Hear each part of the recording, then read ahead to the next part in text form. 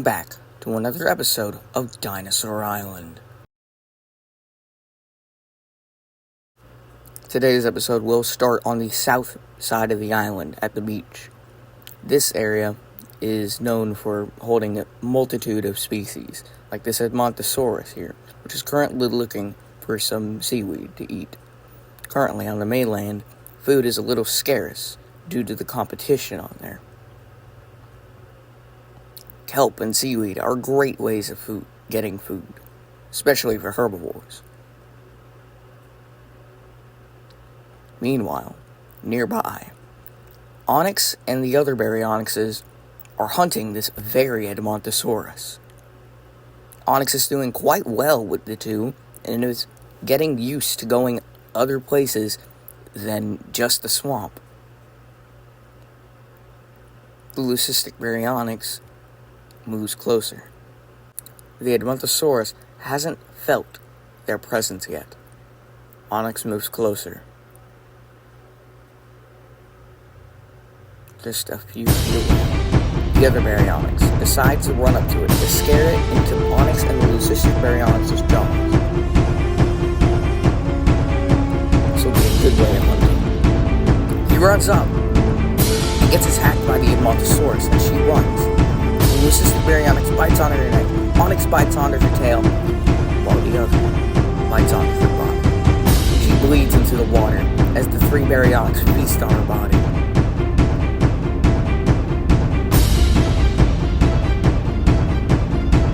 Yet again, another successful kill for the baryonyx.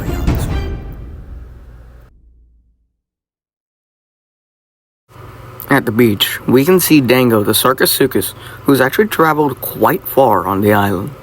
From the very east side of the island when we first met her, to here, to the south side of the island's beach. She lets the waves take her as she floats out to sea.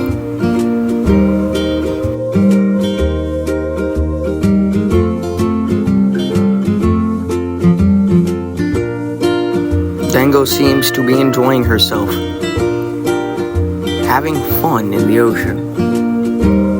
This here shows that animals can also have fun, no matter what they are.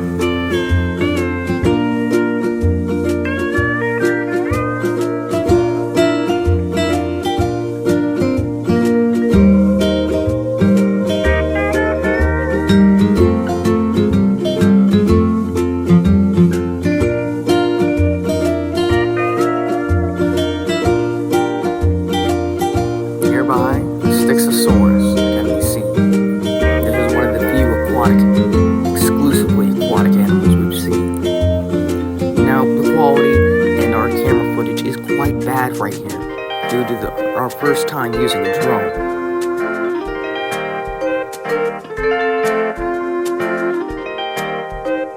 You can see the bright orange pattern on the top of the head and the nice red going into her sail as she swims off deeper into the ocean.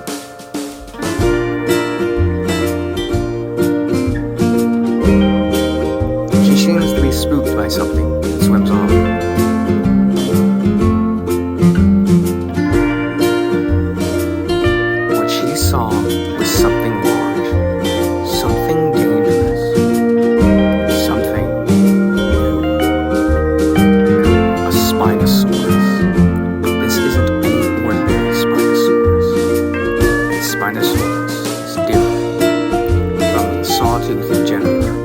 Having a squarish spine and being more quadruped, with a fin-like tail.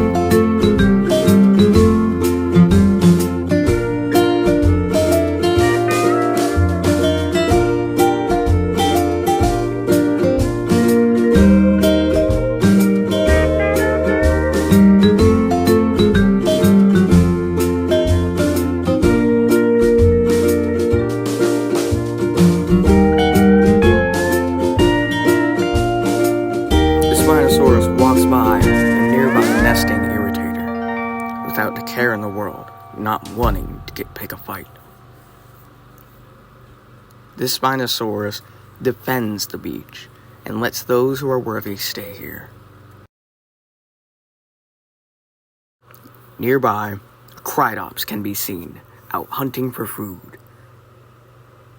This Cryops here is quite hungry and hasn't eaten in weeks. Luckily for him, Chad, the Taniastropheus, is also here, walking up onto the beach. He digs up some sand to get used to the area, but then sees the Cryops and runs.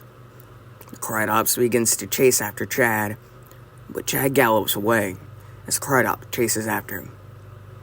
Chad gallops into the water to escape the Cryops, knowing that it can't swim. Cryops gets to the ocean as a wave comes in, sweeping Chad away as well as scaring him off. He gets back to the beach, still looking for food, until he's spooked away.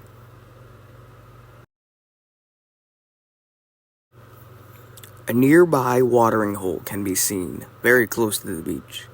It may be saltwater, but it's the best that this Pachyrhinosaurus can do, or can get for a while.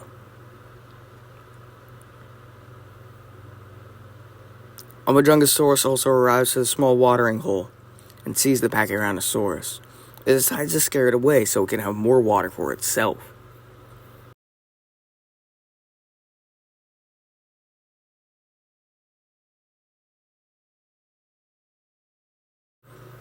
As he goes for a sip of water, all of it is gone. He roars and chases after him.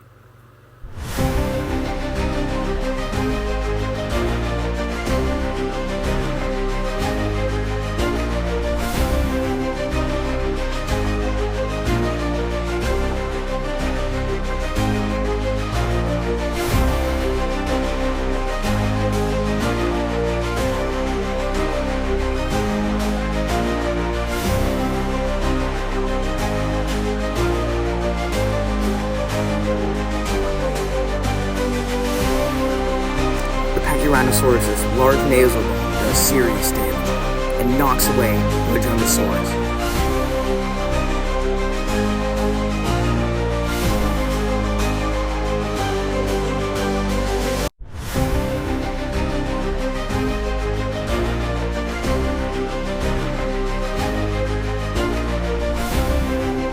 Pachyrhinosaurus uses its large nasal bone to knock out the Majungasaurus, giving it a concussion and brain damage, causing him to bleed from the mouth. He knows he's no match and decides to run away. The Pachyrhinosaurus roars in victory.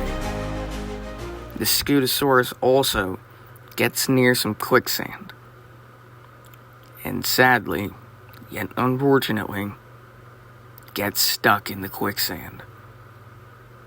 This isn't good for him, but it can be good for other animals, like a T-Rex. It's Paul, and he decides to eat the stuck Scutosaurus, an easy meal. Susanna is currently back at the nest, and is doing quite well. She's just a little old, just like Paul himself. 2 elder Tyrannosaurs. Some could argue, and some scientists on the island argue, that Paul is in his prime.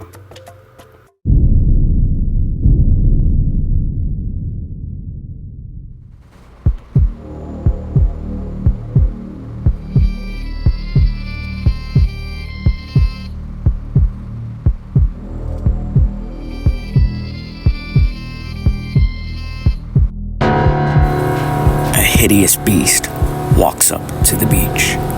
Paul moves closer to tell and find out what this animal is, trying to be as docile as possible. But the monster